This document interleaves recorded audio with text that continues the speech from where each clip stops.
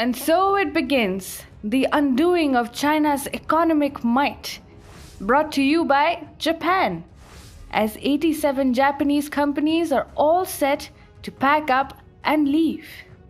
As per a report by Japanese newspaper Nikkei Asian Review, companies have lined up to seek funds from Japan's Ministry of Trade, Economy and Industry in order to move their factories out of China. So far, a total of 87 companies have signed up with the ministry to move their manufacturing units out of China, with 57 moving back to Japan and 30 to different Southeast Asian nations like Vietnam, Thailand and Laos. As per the report, Hoya, which produces hard drive parts, will move to Vietnam and Laos. Sumitomo Rubber Industries will make nitrile rubber gloves in Malaysia. Meanwhile, Shin Etsu Chemical will shift production of rare earth magnets to Vietnam.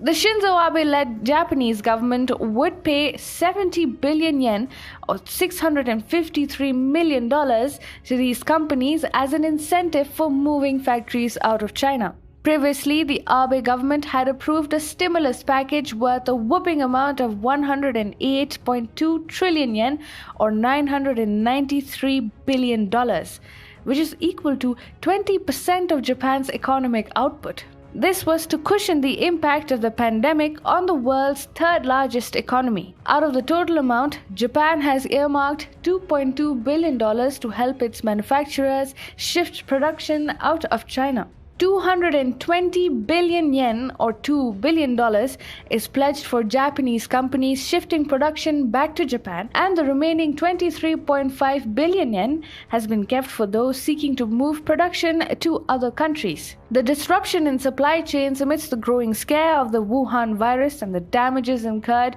when the coronavirus epidemic was at its peak in China has led Japan to take this radical step. Relations between China and Japan have always been bitter, but both countries have put their differences behind to improve business and trade ties. Over the years, China became the largest trading partner of Japan. In 2018, Japan's imports from China were worth $173 billion, which is 23% of the total imports, and the exports were worth $144 billion, which is 19.51% of the total exports. Overall, China accounts for more than 20% of Japan's total trade, and Japanese businesses have invested billions of dollars in China, employing a large number of Chinese people. However, relations between the two countries started moving southwards once again after the anti-Japan riots in Chinese cities in 2012. The Japanese government has been trying to decouple China from its supply chain for the last 8 years with little success. But the coronavirus pandemic gave it a golden opportunity. In the last 4 months, the Japanese government has made every effort to sever ties with the Communist government of China and convince businesses to move the manufacturing units to Japan or to any other friendly country. In April this year, Chinese President Xi Jinping was supposed to go to Japan on an official visit to hold talks on a range of issues including border disputes, trade, investment, and security of the region.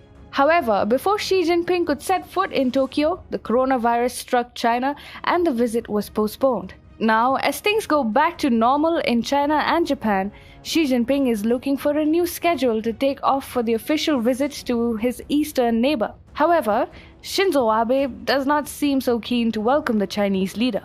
The reason behind anti-Japan riots in China were the Senkaku Islands, and the reason behind today's animosity have also become the Senkaku Islands.